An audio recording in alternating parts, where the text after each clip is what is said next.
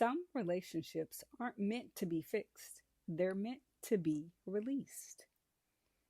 You see their name on your caller ID on your cell phone, and something in your chest tightens. Not because you don't care about them, and sometimes you don't care about them, but because you know that answering the phone will cost you something. It'll cost you your energy, it'll cost emotional labor. Then the 2 hour conversation that should have been 10 minutes, the performance of being fine when you're not because they never ask about you and what's going on with you, and still you answer because that's what you and I do. But our nervous system is keeping score. And it's asking us a question that we haven't wanted to answer. How long are you and I going to carry what was never meant for us to hold? Some relationships aren't meant to be fixed, they're meant to be released. Hey, y'all, I'm Madison Simone Chase, also known as Miss Chase. I was raised by a single mom who is my biggest fan and BFF. I'm a celebrity certified personal trainer, fitness and wellness expert, and sports and entertainment media host. Born in Fort Worth, raised in Dallas, but built in LA. Trained at Juilliard School of American Ballet, becoming the world's only three-time ESPN Miss Fitness champion, appearing in more than 450 fitness DVDs. And the first of those DVDs was with Gunnar Peterson, who's known for training the Kardashian family. As a celebrity trainer myself, some of my notable clients include Robert Patterson of Twilight and Batman, Chris Tucker of Rush Hour, and Amber Riley of Glee. As a sports and entertainment media host, some of my favorite red carpet moments include Richard Branson, Dwayne The Rock Johnson, Emma Stone, Viola Davis, Tiana Taylor, and Justin Baldoni, to name a few.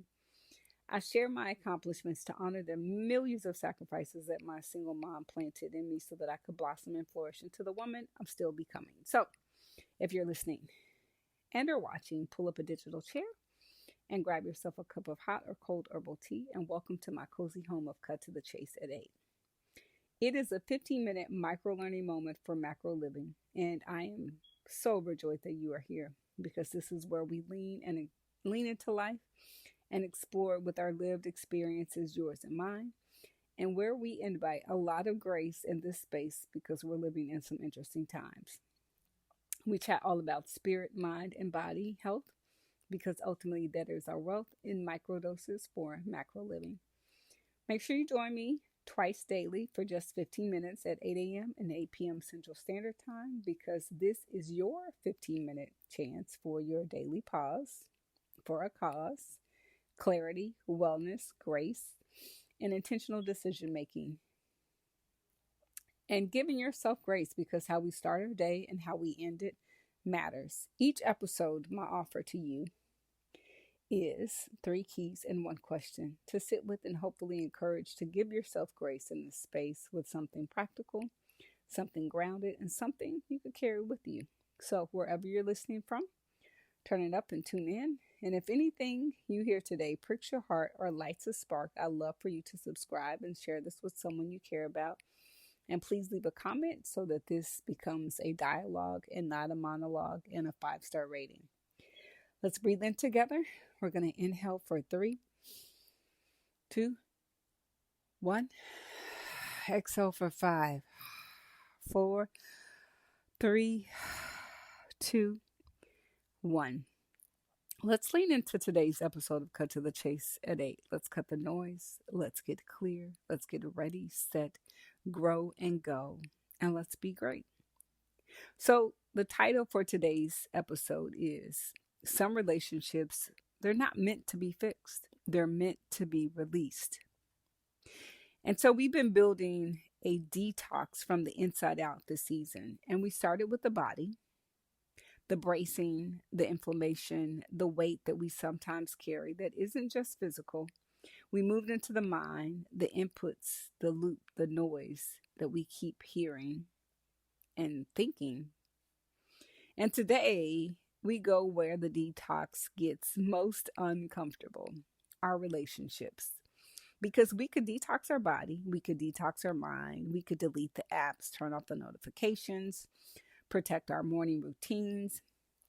But if we're still carrying dynamics that drain us, that we haven't detoxed, We've just relocated the weight. Relationship detox isn't just about cutting people off, and sometimes it is. And it's not just about becoming cold or unavailable. It's really about recognizing what is costing us our peace and choosing ourselves and advocating for ourselves anyway.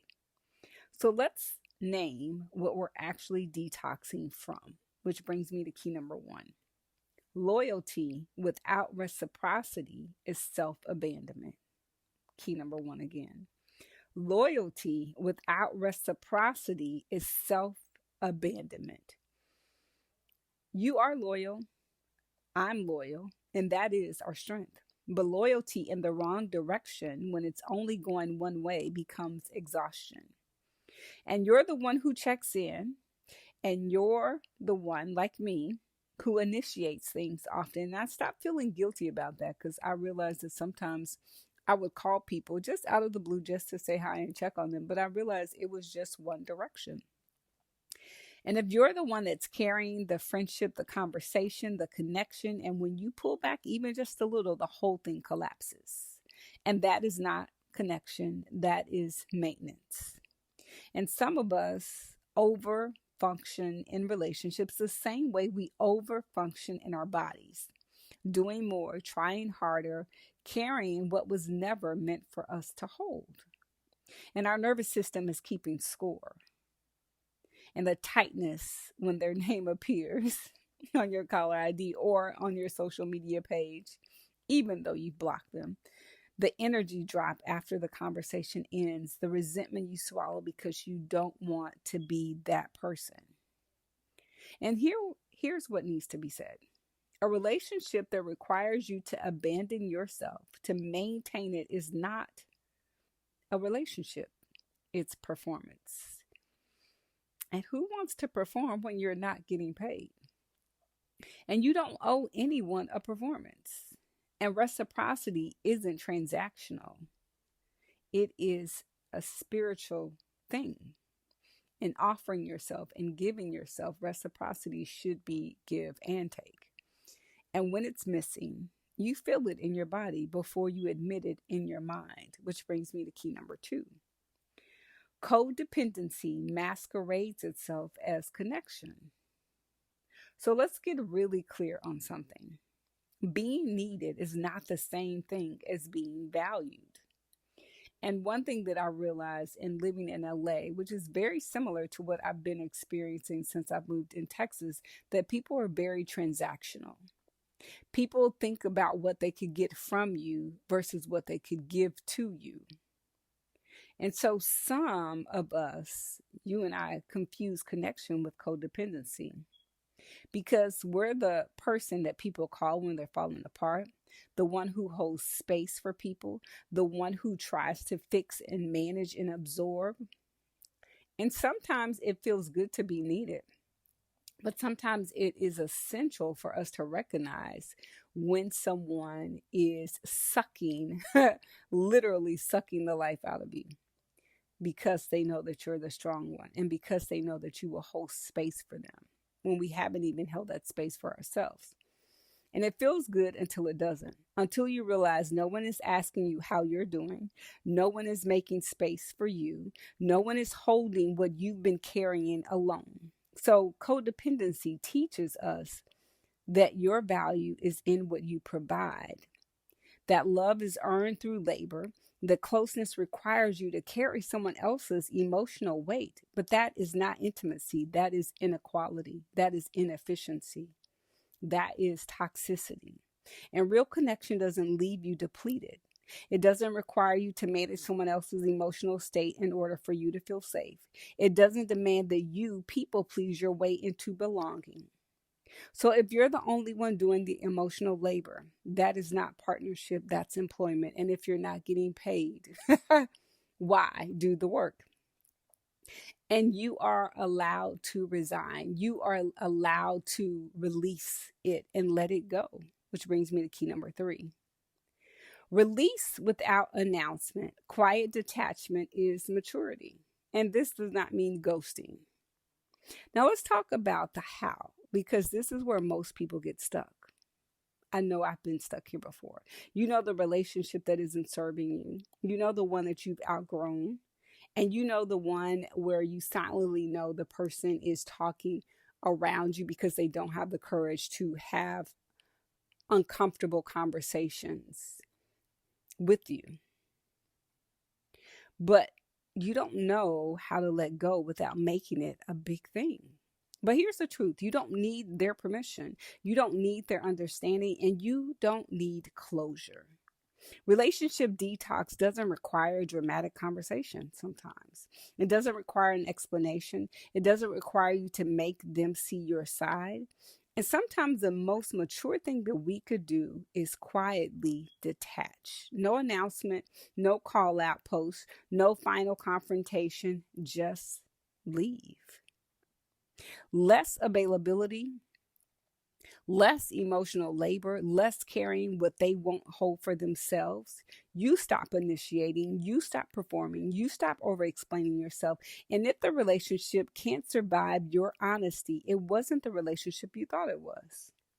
Now, there are moments when the conversation needs to happen. And I can admit, because my therapist has been very good at saying, you're aggressive and not assertive. And assertive, there is a difference. And when a boundary needs to be named, when disrespect has crossed the line, when silence would be self betrayal, in those moments, we speak clearly, kindly, and without apology. But we don't have to defend it, and we don't have to debate it, and we don't have to state it, and we let it stand. And here's the relationship framework when we're detoxing a relationship that is entangled and woven together. Quiet detachment, most of the time, you don't need the conversation. You don't need to stop carrying it, stop initiating it, stop performing it. Let the dynamic reveal itself through your absence, not your announcement.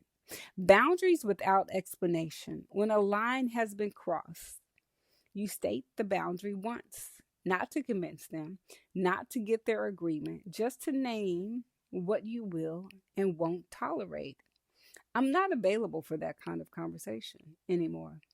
I need space right now. Said once, held firmly. The hard conversations when necessary. For relationships that matter deeply but have become imbalanced, sometimes the most loving thing is honestly saying, I care about you and I need this dynamic to change. Then you give them space to meet you there or not. Either way, you've honored yourself. You don't rebuild loudly, you release quietly. You detox without drama. You detox without drama. You detox without drama. And you trust that the people meant for you will meet you where you are, not where you used to be. So let's bring this together. Some relationships aren't meant to be fixed, they're meant to be released. And that's not cruel, that's clarity. You're not abandoning anyone by choosing yourself. You're not being selfish by requiring reciprocity. You are not being dramatic by naming what no longer serves you. Loyalty without reciprocity is self abandonment. Codependency masquerades as connection, and quiet detachment without announcement, without drama, is maturity. The people meant for you will meet you where you are. The rest will fall away, and that's not loss, that's alignment. So, the one reflection question: what relationship am I maintaining at the cost of my own peace? And what would change if I stopped carrying it in them? Not who you need to confront, not who you need to fix. What dynamic are you holding together alone that your body is asking you to release? Sit with that today, because the detox begins the moment we stop performing.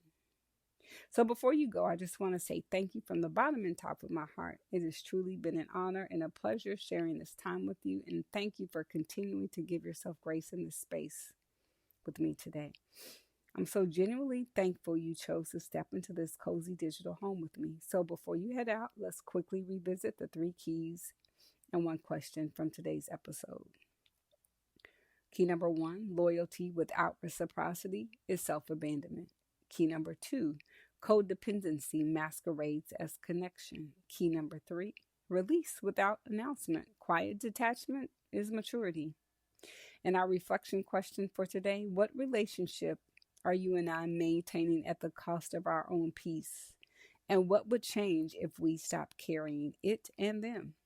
So, if today's episode offered you clarity, insight, or even a pause for a cause you didn't know you needed, if there's anything that I've shared that pricks your heart or lights a spark, I'd love for you to subscribe, share this with someone you care about, and leave a comment so that this becomes a dialogue and not just a monologue. And please leave a 5-star rating.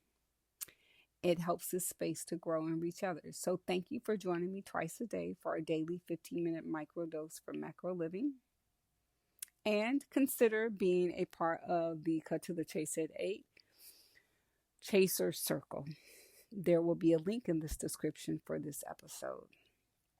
So let's close with one breath together. We're going to inhale for 3, 2, 1. Exhale for 5, 4, 3, 2, 1. I'll see you tomorrow at 8 a.m. and again at 8 p.m. Central. This is Cut to the Chase at 8 with me, Madison Simone Chase. And thank you for starting and ending your day with intention and in grace. It's Cut to the Chase at 8, and we are ready. We're set and we're growing, and let's go. Let's be clear and let's be great. Blessings to you and yours. Until tomorrow.